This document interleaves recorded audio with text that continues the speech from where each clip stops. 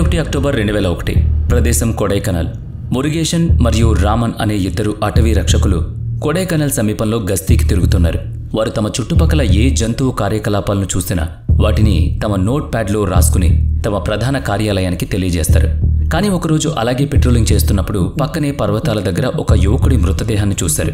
ఆ వ్యక్తి లైఫ్ స్టైల్ని బట్టి తాను అక్కడ స్థానికుడు కాదని వాళ్ళకి అర్థమైంది. దాంతో పోలీసులు అక్కడికి వచ్చారు. కేసు నమోదు చేసి దర్యాప్తు ప్రారంభించారు. అటాప్సీ రిపోర్ట్లో భాగంగా మృతదేహాన్ని పరిశీలిస్తే ఆ వ్యక్తిని గొంతు కోసి చంపినట్లు తెలిపారు. మొత్తానికి ఇది హత్య కేసు అని తెలిసింది.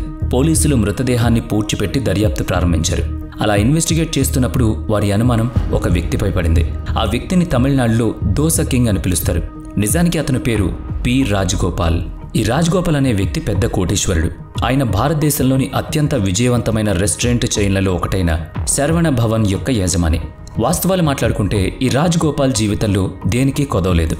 అటు డబ్బు, ఇటు అధికారం, వాటితో పాటు లక్షలాది మంది ప్రజల నుంచి లభించే గౌరవం, ఇలా దేనికి కొరత లేదు. మరి అలాంటి వ్యక్తి కొడైకెనాల్ పర్వతాల్లో దొరికిన మృతదేహంతో ఎందుకు ముడిపడున్నాడు? దీని గురించి ఇంకాస్త వివరంగా మాట్లాడుకుందాం. మన కథ దేశానికి స్వాతంత్రం రావడానికి 10 రోజుల ముందు ప్రారంభం అవుతుంది. ఆ సమయంలో తమిళనాడులోని ఒక చిన్న గ్రామంలో ఒక బిడ్డ జన్మించాడు. అతని పేరు పిచాయ్ గోపాల్. అతని కుటుంబం నాడర్ వర్గానికి చెందింది. వాళ్ళొకప్పుడు కళ్ళు అమ్మేవారు. నెమ్మదిగా 20వ శతాబ్దం నాటికి వ్యాపారం ప్రారంభించారు. చాలా కష్టపడి పనిచేసేవాళ్ళు. అప్పట్లో రాజగోపాల్ కుటుంబం అంత ధనవంతులు కాదు. అందుకే ఒకరోజు రాజగోపాల్ నేను ఎలాగైనా డబ్బు సంపాదించాలని నిర్ణయించుకుని పాఠశాలను వదిలి సంపాదనలోకి అడుగుపెట్టాడు. ఎన్నో చిన్న చిన్న ఉద్యోగాలు చేసిన తర్వాత 21 సంవత్సరాల వయసు వచ్చేసరికి కొడంబాక్ నగరంలో ఒక చిన్న కిరాణా దుకాణాన్ని మొదలుపెట్టాడు. ఈ దుకాణానికి మురుగన్ స్టోర్ అని పేరు పెట్టాడు. అది రాజగోపాల్ పూజించే దేవుని పేరు. ఈ స్టోర్ యొక్క నినాదం క్వాలిటీ, హై క్వాలిటీ. అదే సంవత్సరంలో రాజగోపాల్ వల్లి అమల్ను వివాహం చేసుకుంటాడు. తర్వాత 10 సంవత్సరాల్లో రాజగోపాల్ చెన్నైలోని కేకే నగర్ ప్రాంతంలో తన కిరాణా దుకాణాన్ని కూడా మొదలు పెడతాడు. ఒకరోజు అతను దుకాణంలో కూర్చున్నప్పుడు ఒక కస్టమర్ వచ్చి తన మాటల్లో ఇక్కడి నుంచి నేను ఆహారం తినాలి అని అనుకుంటే కనీసం 5 కిలోమీటర్లు నడవాల్సి వస్తుంది అని అంటాడు. కస్టమర్ల మాటలు విన్న రాజగోపాల్కి ఒక ఉపాయం తట్టింది. ఈ ప్రాంతంలో మధ్యతరగతి కుటుంబాలు కొనగలిగేలా శుభ్రంగా రుచికరమైన ఆహారంతో ఒక మంచి రెస్టారెంట్ ఎందుకు తేకూడదు అనుకున్నాడు. మొదట రాజగోపాల్ తన రెస్టారెంట్ పేరు గురించి ఆలోచించి అతని కిరాణా దుకాణం పేరు మురుగన్ స్టోర్ కాబట్టి అదే మురుగన్కు మరో పేరు శరవణ. అందుకే ఆ రెస్టారెంట్కు శరవణ్ భవన్ అని పేరు పెట్టాడు. డిసెంబర్ 14, 1981న రాజగోపాల్ చెన్నైలోని ఒక మురికివాడ ప్రాంతంలో తన మొదటి రెస్టారెంట్ను తెరిచి దోశ, ఇడ్లీ మరియు వడ అమ్మకం మొదలుపెట్టాడు. ఆ సమయంలో చెన్నైలో అసలు రెస్టారెంట్లు లేవు. నిజానికి అక్కడ జనాలంతా నువ్వు కొంచెం తక్కువ రకం సరుకు తీసుకుని నీ కార్మికులు ఇచ్చే వేతనాలు కొంతవరకు తగ్గిస్తే తర్వాత ఎదుగుతావని సలహా ఇచ్చారు. కానీ రాజగోపాల్ వారి మాటలు అస్సలు వినలేదు. బదులుగా పూర్తిగా దీనికి విరుద్ధంగా చేశాడు. అత్యుత్తమ నాణ్యత గల పదార్థాలను కొనుగోలు చేశాడు. తన కార్మికులకు మంచి డ్రెస్లు ఇచ్చాడు. వారికి మంచి జీతాలు కూడా ఇచ్చాడు. క్రమంగా అతని రెస్టారెంట్ గురించి వార్తలు చుట్టుపక్కలంతా వ్యాపించాయి. ప్రజలు తినడానికి తరచుగా అక్కడికి రావడం మొదలుపెట్టారు. రాజగోపాల్ ఆహార నాణ్యత విషయంలో ఎప్పుడూ రాజీపడలేదు. ఆయన తన వ్యాపారానికి సంబంధించిన చిన్న చిన్న విషయాలపై కూడా నిఘా పెట్టాడు. సాంబార్ పొడి ఎప్పుడూ ఎర్ర మిరపకాయలు గట్ హోల్సేల్ నుంచి రావాలని, చింతపండు కర్ణాటకలోని తుంకూరు నుంచి రావాలి అంటూ ఉంటాడు. నిజానికి తన ఉద్యోగుల హెయిర్ కట్, సబ్బు మరియు నెయిల్ కటర్ ఇలాంటి అన్నిటికీ ఆయనే స్వయంగా దగ్గరుండి చూసుకుంటాడు. అప్పట్లోనే ఆయన తన సిబ్బందికి అనేక ప్రయోజనాలు ప్రవేశపెట్టాడు. ఆ కాలంలోనే కాదు, నేటి కాలంలో కూడా అలా ఎవరూ చేయరు. ఉచిత విద్య, ప్రతి ఉద్యోగి పిల్లల్లో ఒకరికి జీవిత బీమా, మొత్తం కుటుంబానికి కొత్త బట్టలు, ఇలా రకరకాలుగా బెనిఫిట్స్ ఉండేవి. దీంతో రాజగోపాల్నంతా దేవుడిగా చూసేవాళ్ళు. మరి ఇంతగా దేవుడిగా భావించే ఆ ప్రజలకు దేవుడు కూడా దెయ్యంగా మారడని తెలియదు. చెన్నై నుంచి 400 కిలోమీటర్ల దూరంలో వేదారణ్యం అనే ఒక చిన్న పట్టణం ఉంది. ఇక్కడ ఒక చిన్న కుటుంబం నివసించేది. తల్లిదండ్రులు, ఒక అబ్బాయి, ఒక అమ్మాయి ఉండేవాళ్ళు. ఆ అమ్మాయి పేరు జీవ్జ్యోతి. జీవ్జ్యోతి తండ్రి వ్యాపారం విఫలం కావడంతో అతని తలపై 3 లక్షల అప్పు ఉంది. ఆ అప్పు తీర్చడానికి అతను ఉద్యోగం కోసం నగరం చుట్టూ తిరుగుతున్నాడు. అలా తిరుగుతూ ఉండగా అతనికి చెన్నైలోని కేకే నగర్ శరవణ్ భవన్లో బ్రాంచ్లో ఉద్యోగం లభించింది. అక్కడున్న అనాచి తమ జీవితాలను మారుస్తాడని ఆశతో మొత్తం కుటుంబం చెన్నైకి షిఫ్ట్ అయింది. రాజగోపాల్ సహజంగానే తన ఉద్యోగులకు డబ్బుకు బ్యాంకుల కంటే ఎక్కువ వడ్డీకి రుణాలు ఇచ్చేవాడు. కాబట్టి ఆ కుటుంబం వారి మొత్తం ఆస్తిని రాజగోపాల్ చేతిలో పెట్టింది. వీరు మాత్రమే కాదు, అక్కడ ఉద్యోగులందరూ తమ డబ్బును రాజగోపాల్ వద్ద డిపాజిట్ చేశారు. ఈలోపు జీవజ్యోతి కుటుంబానికి రాజగోపాల్ను కలిసిన తర్వాత తమ జీవితం మొత్తం మారిపోయినట్లు అనిపించింది. తర్వాత కొన్ని నెలల్లోనే జీవజ్యోతి తండ్రి అసిస్టెంట్ మేనేజర్ అయ్యాడు. అతనికి రెస్టారెంట్ దగ్గర ఒక ఇల్లు కూడా వచ్చింది. అది కూడా ఉచితంగా. కొన్ని సంవత్సరాలు గడిచిపోయింది. వాళ్ళకి ఇదంతా ఒక కల్లాగా అనిపించింది. ఈలోపు జీవజ్యోతికి 15 సంవత్సరాలు నిండాయి. ఆమె మంచి రంగు, అందమైన కళ్ళు, మందపాటి జుట్టుతో చాలా అందంగా ఉండేది. దీని కారణంగా ఆమె అందరి దృష్టిని ఆకర్షించేది. ఒక పక్క కుటుంబంలోని అమ్మాయి అందరి దృష్టిని ఆకర్షిస్తున్నప్పుడు అదే కుటుంబంలోని అబ్బాయి కనీసం సరిగ్గా చదువుకోవాలని వాళ్ళు కోరుకున్నారు. కాబట్టి ఆ తల్లిదండ్రులు తమ అబ్బాయి కోసం ఓ గణిత బోధకుడిని కనుగొన్నారు. అతనే ప్రిన్స్ శాంతకుమార్. ఆ ట్యూటర్ వచ్చిన తర్వాత అబ్బాయి గణిత మార్కులు మెరుగుపడడం ప్రారంభించాయి. మొత్తం కుటుంబం తమ కొడుకు విషయంలో సంతోషంగా ఉన్నారు. ఇక్కడి వరకు అంతా బాగానే ఉంది. మరోపక్క జీవజ్యోతి కుటుంబంపై రాజ్గోపాల్ ఆసక్తి పెరుగుతూ ఉంది. అదే సమయంలో రాజ్గోపాల్ 2వ వివాహం కూడా చేసుకున్నాడు. భారతదేశంలో 2 సార్లు వివాహం చేసుకోవడం అంత ఆశ్చర్యకరమైన విషయం అయితే కాదు. ఖచ్చితంగా చట్టవిరుద్ధం. కానీ అధికారిక ఫిర్యాదు ఉన్నప్పుడు మాత్రమే అది చట్టవిరుద్ధంగా పరిగణించబడుతుంది. తమిళనాడు వంటి రాష్ట్రాల్లో 2 సార్లు వివాహం చేసుకోవడం అనేది చాలా సాధారణం. ఇక్కడ కలత పెట్టే విషయం ఏంటంటే రాజ్గోపాల్ 2వ భార్య వాస్తవానికి అతని వంటావిడ భార్య. వంటవాడు రాజ్గోపాల్ను విస్మరించడానికి ప్రయత్నించాడు. కానీ ఒత్తిడి మరియు భయం కారణంగా అతను తన సొంత కుటుంబాన్ని వదులుకున్నాడు. అదే రాజ్గోపాల్ తన 2వ వివాహం జరిగిన 2 సంవత్సరాల తర్వాత మళ్లీ వేరొకరిపై కన్నేశాడు. ఈసారి రాజ్గోపాల్ అకస్మాత్తుగా జీవజ్యోతి కుటుంబానికి ఫోన్ చేసి ప్రిన్స్ అంటే తనకు అస్సలు ఇష్టం లేదని చెప్పాడు. మీ కూతురు పెద్దదవుతోందని ఆ ట్యూటర్ని తీసేస్తానని చెప్తాడు. కానీ జీవజ్యోతి కుటుంబం దీనికి అంగీకరించదు. ఆ అవమానాన్ని తట్టుకోలేక రాజ్గోపాల్ వాళ్ళ తండ్రి ఉద్యోగాన్ని లాక్కుంటాడు. వేరే దారి లేక డబ్బు సంపాదించడానికి ఆ తండ్రి తన కుటుంబాన్ని చెన్నైలో వదిలి మలేషియాకు వెళ్తాడు. తండ్రి మలేషియాకు వెళ్లిన తర్వాత రాజ్గోపాల్ జీవజ్యోతి తల్లితో కమ్యూనికేట్ చేయడం మొదలు పెడతాడు. ఆ సమయంలో ప్రిన్స్ మరియు జీవజ్యోతి ప్రేమలో పడతారు. 1998 ఏప్రిల్ 28న 18 ఏళ్ల జీవజ్యోతి ఆమె ఇంటి నుంచి పారిపోయి ప్రిన్స్ను వివాహం చేసుకుంటుంది. వివాహం తర్వాత వారు దక్షిణ చెన్నైకి సమీపంలోని కోటివక్కల్లో ఒక ఇంటిలో అద్దెకుంటారు. 2-3 సంవత్సరాలు ప్రిన్స్ మరియు జీవజ్యోతి చాలా సంతోషమైన జీవితాన్ని గడిపారు. కానీ 2001 తర్వాత ఒక దెయ్యం వారి జీవితంలోకి వస్తుంది. 2001లో జీవజ్యోతి తన సొంత ట్రావెల్స్ ఏజెన్సీ ప్రారంభిస్తాడు. ఆమెను పోషించుకోవడానికి ప్రిన్స్ కూడా ఆ వ్యాపారంలో చేరతాడు. కానీ ఆమెకు డబ్బు లేదు, బ్యాంక్ ఖాతా లేదు. జీవజ్యోతి నుంచి లోన్ అడగడానికి ఎవరూ లేరు. కాబట్టి జీవజ్యోతి తన తల్లి వద్దకు వెళ్ళి అమ్మ నాకు డబ్బులు కావాలని చెబుతుంది. తల్లి నాకు ఎవరూ తెలియదని, డబ్బు తెచ్చిపెట్టగల రాజ్గోపాల్ మాత్రమే నాకు తెలుసని చెబుతుంది. రాజ్గోపాల్కు ఎటువంటి సమస్య లేదని, నేనిక్కడ ఉన్నానని వార్త అందగానే అదే సమయంలో రాజ్గోపాల్ కూడా జీవజ్యోతిని కలుస్తాడు. అతను జీవజ్యోతిని వివాహం చేసుకుంటే ఆమె జీవితంలో విజయానికి పరిమితి ఉండదని జ్యోతిష్కుడు చెబుతాడట. కాబట్టి రాజ్గోపాల్ జీవజ్యోతికి 2 షరతులపై రుణం ఇస్తానని చెబుతాడు. మొదటి షరతు ఏంటి అంటే రుణం మీకు విడతల వారీగా ఇవ్వబడుతుంది. 2వ షరతు ఏంటంటే మీరు వాయిదా తీసుకున్నప్పుడల్లా మీరు కొన్ని ఆచారాలు చేయాలి.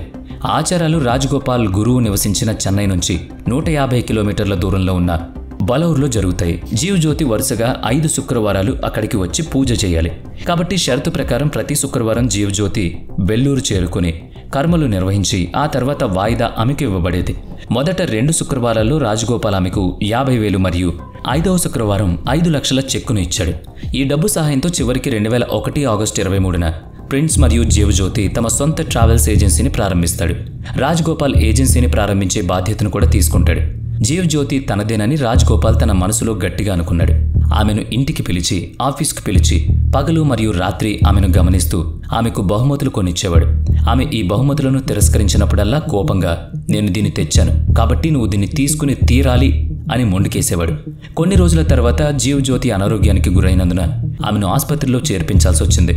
ఆమెకు వైద్య పరీక్షలు జరిగినప్పుడు అకస్మాత్తుగా రాజగోపాల్ తన వైద్యులను కలిసి ఎటువంటి అనుమతి లేకుండా ఆమె గదిలోకి ప్రవేశించాడు. రాజగోపాల్ ప్రైవేటు వైద్యులు జీవజ్యోతి రికార్డులను చదివి మనం వేరే ఆసుపత్రికి వెళ్లాలని ప్రకటించారు. అందుకు రాజగోపాల్ జీవజ్యోతిని ఇప్పుడే ఇక్కడి నుంచి డిశ్చార్జ్ చేయమని ఆదేశిస్తాడు. అతను ఆమెకు మొబైల్ ఫోన్ ఇచ్చి ఏదైనా సమస్య ఉంటే నాకు కాల్ చేయమని చెప్తాడు. జీవజ్యోతిని వేరే ఆసుపత్రిలో చేర్చారు. వైద్యులు మీకేం కాలేదని ఇంటికి వెళ్ళొచ్చని చెప్పారు. బదులుగా డాక్టర్స్ ప్రిన్స్కు సెమెన్ పరీక్ష కోసం ఆసుపత్రికి రావాలని చెబుతారు. ఈ పరీక్షలు పూర్తయ్యే వరకు మీ ఇద్దరూ ఒకరితో ఒకరు కలవకూడదని చెప్తారు. 4 రోజుల తర్వాత రాజగోపాల్ బౌన్సర్లతో ఒకరు ప్రిన్స్ను అతని ఇంటి నుంచి వీర్య పరీక్ష కోసం ఆసుపత్రికి తీసుకువెళ్తారు. ఇక్కడ ప్రిన్స్కు బహుశా HIV పాజిటివ్ అని వైద్య పరీక్ష చేయించుకోవాలని చెబుతారు. ఇంతలో రాజగోపాల్ జీవజ్యోతికి ఫోన్ చేసి ప్రిన్స్కు HIV ఉందని చెబుతాడు. ప్రిన్స్ ఆమెను మరింత గ్లామర్స్గా మార్చడానికి ఆమెపై మాయాజాలం చేస్తున్నాడని, అందుకే ఆమె అనారోగ్యానికి గురైందని అతను చెబుతాడు. డబ్బు కోసమే ప్రిన్స్ నిన్ను పెళ్లి చేసుకున్నాడని చెబుతాడు. అతను నీ అందాన్ని అమ్ముకోవాలని చూస్తున్నాడని నమ్మబలుకుతాడు. ఆ తర్వాత ఒకరోజు అర్ధరాత్రి ఎవరో ప్రిన్స్ మరియు జీవజ్యోతిల ఇంటి తలుపు తడతారు. తలుపు తెరిచి చూస్తే రాజ్గోపాల్ తలుపు బయటున్నాడు. జీవజ్యోతి కుటుంబంతో మీ కూతురుతో ఎలా మాట్లాడాలో తెలీదు. ఆమెకు గౌరవం ఇవ్వడం తెలీదు. నేను ఆమెకు ఫోన్ చేసినప్పుడు ఆమె సరిగ్గా సమాధానం ఇవ్వదు. నేరుగా కాల్ డిస్కనెక్ట్ చేస్తుంది. వేలాది మంది నా ఫోన్ కోసం ఎదురు చూస్తూ ఉంటారు. అలాంటిది ఆమె నా కాల్ కట్ చేస్తుంది అంటాడు. వెంటనే జీవజ్యోతి పోలీసులకు ఫోన్ చేస్తానని బెదిరిస్తుంది. రాజ్గోపాల్ తన మొబైల్ ఫోన్ను జీవజ్యోతికిచ్చి, ఏ పోలీస్ స్టేషన్కు కాల్ చేస్తావో చేసుకో. చెన్నైలోని ప్రతి పోలీస్ నాకు తెలుసు. ఏ పోలీస్ అధికారి నన్ను తాకడానికి కూడా ధైర్యం చేయడు అంటాడు. తర్వాత అతను ప్రిన్స్ వైపు చూసి, నువ్వు ఇక్కడి నుంచి వెళ్ళిపో అని అరుస్తాడు. ఆమెను నా 3వ భార్యగా రమ్మని, నాతో నిశ్శబ్దంగా జీవించమని చెప్పు అని అంటాడు. ఈ రాజ్గోపాల్ నుంచి తప్పించుకోవడానికి నీకు 2 రోజులు మాత్రమే సమయం ఉందని వార్నింగ్ ఇస్తాడు. ప్రిన్స్ మరియు జీవజ్యోతి చెన్నై నుంచి తప్పించుకోవడానికి తమ వద్ద ఉన్న డబ్బును సర్దుకుని పారిపోతారు. కానీ రాజ్గోపాల్ వారిద్దరి కోసం వేరొక పథకం కూడా వేశాడని వాళ్ళకి తెలీదు. వాళ్ళు తప్పించుకోవడానికి ప్రయత్నించిన వెంటనే పగటిపూట రెస్టారెంట్ నిర్వాహకులుగా ఉంటూ రాత్రిపూట గూండాలుగా వ్యవహరించే రాజ్గోపాల్ గూండాలను చూస్తాడు. ఈ గూండాలు ప్రిన్స్, జీవజ్యోతిని మరియు ఆమె కుటుంబాన్ని అశోక్ నగర్ గోడౌన్కు తీసుకువెళ్తారు. వారిని ఒక గదిలో బంధిస్తారు. 10 నిమిషాల తర్వాత రాజ్గోపాల్ తన మనుషులతో అక్కడికి చేరుకుంటాడు. అతను ప్రిన్స్ దగ్గరకు వెళ్లి గట్టిగా చెంపదెబ్బ కొడతాడు. ప్రిన్స్ జీవజ్యోతిని చూస్తూ దయచేసి సహాయం చేయమని చెబుతాడు. కానీ అది చూసిన రాజ్గోపాల్ కోపంగా, ఆమెను ముట్టుకోవద్దు, నువ్వు ఆమెను ముట్టుకుంటే నేను నిన్ను చంపేస్తానంటాడు. ఇదంతా చూసి జీవజ్యోతి ఏడుస్తూ ఉంటుంది. ఈలోపు రాజ్గోపాల్ జీవజ్యోతి దగ్గరకు వెళ్లి, నువ్వు నా నుంచి పారిపోవాలని ఎలా అనుకుంటున్నావు? నేను తలుచుకుంటే ఇప్పటికిప్పుడు నీతో నాకు కావాల్సినట్టుగా ఉండగలను. కానీ నేనంత చౌకబారు మనిషిని కాదు. నేను నా 3వ భార్యగా చేసుకోవాలనుకుంటున్నాను. అలా చేస్తే నువ్వు జీవితాంతం నాతో ఉంటావు అని అంటాడు. వాళ్ళిద్దరినీ ఇంటికి వెళ్ళనిచ్చి తుది నిర్ణయం తీసుకోవడానికి వారం రోజులు గడివిస్తాడు. కానీ మరుసటి రోజు కథలో మలుపు తిరుగుతుంది. అకస్మాత్తుగా జీవజ్యోతికి రాజ్గోపాల్ గూండా డానియల్ నుంచి ఫోన్ వస్తుంది. కానీ ట్విస్ట్ ఏంటంటే డానియల్ జీవజ్యోతిని బెదిరించడు. బదులుగా ఆమెకు సహాయం చేస్తాడు. అతను ఆమెకు పదే పదే క్షమాపణ చెప్పి ఆమె రాజ్గోపాల్పై ఫిర్యాదు చేయాలని చెబుతాడు. అయితే ఫిర్యాదు స్థానిక పోలీసుల వద్ద కాకుండా బదులుగా చెన్నై పోలీస్ కమిషనరేట్ వద్దకు వెళ్లమని సలహా ఇస్తాడు. ఏదో విధంగా ఆమె ఇంటి నుంచి తప్పించుకుని కమిషనర్ కార్యాలయానికి చేరుకుంటుంది. జీవజ్యోతి రాజ్గోపాల్పై 30 పేజీల ఫిర్యాదు దాఖలు చేస్తుంది. తర్వాత ప్రిన్స్ మరియు జీవజ్యోతి ఇంటికి తిరిగి వెళతారు. తర్వాత ఆ ప్రాంతంలో ప్రవేశించిన వెంటనే వారి ఇంటి చుట్టూ ఇంకా చాలామంది గూండాలు మోహరించి ఉండడాన్ని వాళ్ళు చూసి భయపడతారు. జీవజ్యోతి డానియల్కి ఫోన్ చేసి సహాయం అడుగుతుంది. వాళ్ళని కొన్ని రోజుల పాటు అజ్ఞాతంలోకి వెళ్ళిపోమని సలహా ఇస్తాడు. ఒక వారంలో పోలీసులు ఆ ఫిర్యాదుపై చర్యలు తీసుకుంటారనే ఆశతో ఒక చిన్న హోటల్లో బస చేస్తారు. డానియల్ కాల్స్ ద్వారా ఆమెకు రాజ్గోపాల్ మరియు ఆమె కుటుంబం గురించే సమాచారం అందుతుంది. పోలీసులు ఏం చేయడం లేదని ఆమె డానియల్తో చెబుతుంది. నేను జర్నలిస్ట్ దగ్గరకు వెళ్ళి ప్రెస్ కాన్ఫరెన్స్ ఏర్పాటు చేయాలనుకుంటున్నాను అంటుంది. దానికి డానియల్, నేను ఒక రిపోర్టర్తో మీటింగ్ ఏర్పాటు చేస్తాను. ఆ సాయంత్రం నువ్వు టాక్సీలో వెళ్ళి చెన్నై పాండిచ్చేరి హైవేకి చేరుకోవాలి. మీటింగ్ పాయింట్ వద్ద రిపోర్టర్ కనిపిస్తాడని చెప్తాడు. వారి మీటింగ్ పాయింట్ చేరుకున్న వెంటనే వారి టాక్సీని అడ్డుకున్న 2 అంబాసిడర్ కార్లు చూస్తారు. వాటిలో ఒక దాని నుంచి రాజ్గోపాల్ గూండాలు చేతుల్లో కత్తులతో వస్తారు. మరో కారు నుంచి డానియల్ బయటకొస్తాడు. అప్పుడే డానియల్ తమతో నాటకం ఆడాడని జీవజ్యోతికి తెలుస్తుంది. ఎంత బెదిరించినా జీవజ్యోతి తన భర్తను విడిచిపెట్టడానికి ఒప్పుకోలేదు. గూండాలు ఆమెను లాగి రాజ్గోపాల్ వద్దకు తీసుకువెళ్తారు. రాజ్గోపాల్ జీవజ్యోతికి ఒక కాగితం చూపిస్తాడు. చూడు, ఇది మీరు పోలీసులకు ఇచ్చిన ఫిర్యాదు కాపీ. పోలీసుల వద్దకు వెళ్లడం వల్ల ప్రయోజనం ఉండదని ముందే చెప్పాను కదా అని అరుస్తాడు. కొద్దిసేపటి తర్వాత జీవజ్యోతిని తన కారులో ఒక గ్రామానికి తీసుకువెళతాడు. ఆ గ్రామం తాంత్రికులకు ప్రసిద్ధి చెందింది. వాళ్ళు తమ మూలికలు మరియు మంత్రాలతో మాయాజాలాన్ని తొలగిస్తారు. రాజ్గోపాల్ జీవజ్యోతిని ఈ వ్యక్తుల వద్దకు తీసుకువెళ్లి ఈ అమ్మాయి నుంచి ప్రిన్స్ అనే దెయ్యాన్ని తొలగించమని చెబుతాడు. ఆ సమయంలో రాజ్గోపాల్ మనుషుల్లో ఒకరు పరిగెత్తుకుంటూ వచ్చి అతను రాజ్గోపాల్ను పక్కకు తీసుకువెళ్లి ప్రిన్స్ కారు నుంచి పారిపోయాడని చెవులో చెబుతారు. దీని తర్వాత జీవజ్యోతి ఊహించని స్థాయిలో పరిస్థితులు తీవ్రమవుతాయి. మరుసటి రోజు ఆమెకు ఒక ఫోన్ కాల్ వస్తుంది. అవతలి వైపు మాట్లాడేది ప్రిన్స్. రాజ్గోపాల్ తనను చంపడానికి డానియల్కు 5 లక్షలు ఇచ్చాడని, కానీ బహుశా అతను నాపై జాలిపడి నన్ను పారిపోనిచ్చాడు. కానీ తదుపరిసారి చెన్నైలో అడుగు పెట్టకూడదని, నిన్ను ఎప్పుడూ కలవకూడదని హెచ్చరించాడని అతను చెప్పాడు. జీవజ్యోతి ప్రిన్స్ను తిరిగి తన వద్దకు రమ్మని చెబుతుంది. ఆమె అన్నాచి పాదాలపై పడి క్షమాపణలు చెప్పుకుంటుంది. ప్రిన్స్ జ్యోతితో, నువ్వు ఇంటి నుంచి పారిపోయి నా దగ్గరకు ఎందుకు రాకూడదు అని అంటాడు. కానీ ఆమె నా ఇంటి చుట్టూ గూండాలు ఉన్నారు, నేను రాలేనని చెప్పేసరికి చివరికి ప్రిన్స్ తానే అంగీకరించి ఇంటికొస్తాడు. ఈలోపు జ్యోతి రాజ్గోపాల్కు ఫోన్ చేసి ప్రిన్స్ తిరిగి వచ్చాడని, దయచేసి మమ్మల్ని క్షమించండి అని రాజ్గోపాల్ను వేడుకుంటుంది. కాసేపటికి రాజ్గోపాల్ వారి ఇంటికి చేరుకుంటాడు. ఇద్దరూ అతని కాళ్ళు పట్టుకుంటారు. కానీ రాజ్గోపాల్ మాత్రం ఎటూ కదలడు. అతను డానియల్ని పిలిచి, నువ్వు నిజంగానే ప్రిన్స్ని చంపావా అని అడుగుతాడు. డానియల్ అవునని సమాధానం ఇచ్చేసరికి రాజ్గోపాల్ వెంటనే ప్రిన్స్ ఉన్న గది తలుపులు తెరుస్తాడు. డానియల్కి చెమటలు మొదలవుతాయి. రాజ్గోపాల్ జ్యోతి మరియు ప్రిన్స్లతో ఖాళీ కాగితాలపై వారిని సంతకాలు చేయిస్తాడు.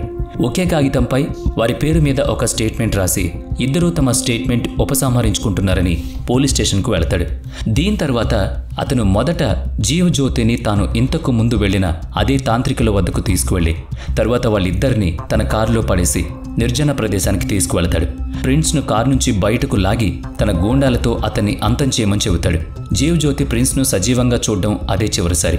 తర్వాత రాజ్గోపాల్ ఆమెను మరియు ఆమె కుటుంబాన్ని చెన్నైలోని ఖైదు చేస్తాడు. ఆపై జీవజ్యోతిని ఒక జ్యోతిష్యుడి వద్దకు తీసుకువెళతాడు. జీవజ్యోతిని పండితుడి వద్దకు తీసుకువెళ్లి తన మెడలో దండ వేస్తాడు. కానీ 21 ఏళ్ల జీవజ్యోతికి ఏం జరుగుతుందో తెలియదు. ఆమె ఇంటికి వచ్చినప్పుడు ఆమె తల్లి తనకు ఏం జరిగిందో చెబుతుంది. పండితులు ఆ కొద్దిసేపట్లోనే ప్రిన్స్ను దహనం చేస్తారు. రాజగోపాల్ మరియు జీవజ్యోతిల వివాహం చేసేస్తారు. ఇదంతా విన్న జీవజ్యోతి నిరాశకు గురై తినడం మానేస్తుంది. ఆమె కుటుంబం ఆమెను చూసి తట్టుకోలేకపోయింది. వాళ్ళు ఏదో ఒకటి చెయ్యాలి అని అనుకుని రాజ్గోపాల్ గూండాలకు మార్కెట్ నుంచి కొన్ని వస్తువులు కొనాలని చెప్తారు. ఈ సాకుతో వాళ్ళు బయటకొచ్చి తమ గ్రామానికి పారిపోతారు. వాళ్ళు గ్రామానికి చేరుకోగానే పోలీసులను చూస్తారు. ఆ కుటుంబం పోలీసులకు జరిగిందంతా చెప్పి వారిని సహాయం కోరతారు. పోలీసులు రాజ్గోపాల్పై ఎఫ్ఐఆర్ నమోదు చేసి ప్రతిదీ మేము చూసుకుంటామని హామీ ఇస్తారు. జీవజ్యోతి ఎఫ్ఐఆర్ దాఖలు చేసిన తర్వాత అరెస్ట్ ప్రారంభమవుతుంది. డానియల్తో సహా రాజ్గోపాల్ గూండాల్లో చాలా మందిని అరెస్ట్ చేస్తారు. ఈసారి పోలీసులు తమను తాము అమ్ముకోరని రాజ్గోపాల్కు బాగా అర్థమైంది. అందుకు అతను స్వయంగా లొంగిపోతాడు. అతని మద్రాస్ సెంట్రల్ జైలుకు పంపుతారు. దర్యాప్తు జరుగుతుండగా పోలీసులు రాజ్గోపాల్ మొదటి భార్యను కలుస్తారు. ఆమె నా భర్త ఉమనైజర్ అని నాకు తెలుసు, కానీ అతన్ని నమ్ముకుని వేలాది మంది ఉన్నారని, దయచేసి అతనికి బెయిల్ ఇవ్వమని అర్థిస్తుంది. విచారణ సమయంలో డానియల్ పోలీసులతో తాను ప్రిన్స్ను హత్య చేసి మృతదేహాన్ని కొడైకెనాల్లో పడేశానని చెబుతాడు. మృతదేహాన్ని కనుగొనడానికి పోలీసులు మృతదేహాన్ని విసిరిన ప్రదేశానికి వెళతారు. కానీ అక్కడ వాళ్ళకి ఏం దొరకదు. 2 నెలల తర్వాత ఇద్దరు ఫారెస్ట్ గార్డులకి ఒక శవం దొరుకుతుంది. అదే ఇది. కానీ రాజ్గోపాల్ అదృష్టం బాగుండడంతో ఆ శరీరం 15 అడుగుల కిందకి చెట్టులో పడి చిక్కుకుపోయింది అనిపిస్తుంది. ఫిబ్రవరి 2002లో ఛార్జ్ షీట్ దాఖలు చేయబడింది. జనవరి 2003 తర్వాత విచారణ ప్రారంభమైంది. ఒక హిందూ వార్తాపత్రిక విలేకరి ఈ మొత్తం కేసును కవర్ చేస్తున్నాడు. అతను రాజ్గోపాల్ను చాలాసార్లు చూశానని, అతనిపై ఎటువంటి దర్యాప్తు జరుగుతున్నట్లు అనిపించడం లేదని చెప్పాడు. ఇక రాజ్గోపాల్ ఏం జరిగినట్లు నవ్వుతున్నాడు. నిజానికి ఆ సమయంలో అతని వ్యాపారం కూడా చాలా బాగా జరుగుతోంది. Sharvan Bhavan Dubai, Singapore, US, Europe, Canada మరియు మలేషియా వంటి దేశాల్లో విస్తరించింది.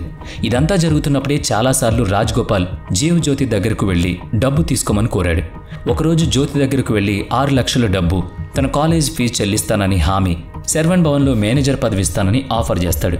కానీ జీవజ్యోతి దీనిపై పోలీసులకు ఫిర్యాదు చేసి ఆ తర్వాత రాజ్గోపాల్ను అరెస్ట్ చేయించింది. కొన్ని సంవత్సరాల తర్వాత ఒక ఇంటర్వ్యూలో రాజ్గోపాల్ తన కథను గురించి చెప్పారు. నా ఇంటి నుంచి జైలుకు ఆహారం తీసుకురావడానికి ప్రతి నెల 1 లక్ష రూపాయలు ఖర్చయ్యేదట. 2004లో నేరపూరిత హత్యకు రాజ్గోపాల్కు సెషన్ కోర్టు శిక్ష విధించింది.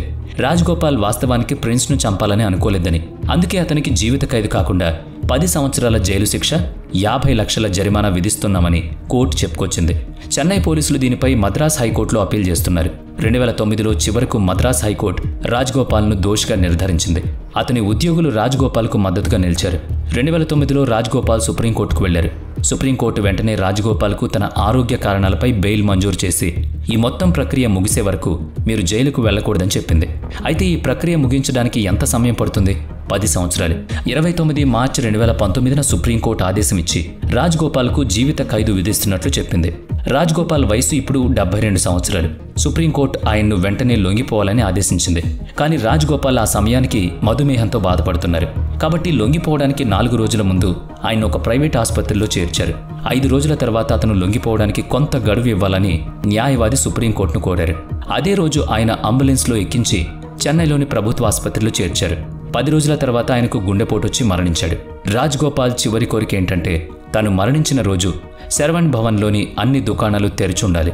తన విచారణ మరియు దర్యాప్తు సమయంలో రాజ్గోపాల్ తాను చేసిన నేరాల గురించి ఒక్కసారి కూడా ఒప్పుకోలేదు.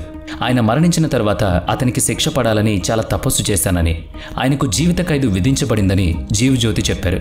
నేను బ్రతికి ఉన్నంత వరకు ఆయన నాకు చేసిన పనిని నేనెప్పటికీ మర్చిపోలేను అని జీవజ్యోతి కన్నీరు పెట్టుకుంది. జీవిత ఖైదు విధించకుండానే అతని జీవితం గాల్లో కలిసిపోయింది. ఏమీ తెలియని ఆ అమ్మాయికి తగిలిన గాయానికి న్యాయం జరిగింది. వీడియో నచ్చితే లైక్ చేయండి, షేర్ చేయండి. ఇప్పటి వరకు మన ఛానల్ని సబ్స్క్రైబ్ చేయనట్లయితే ఇప్పుడే సబ్స్క్రైబ్ చేసుకుని పక్కనే ఉన్న బెల్ ఐకాన్పై క్లిక్ చేయండి. నెక్స్ట్ వీడియోలో మళ్ళీ కలుద్దాం. Thanks for watching.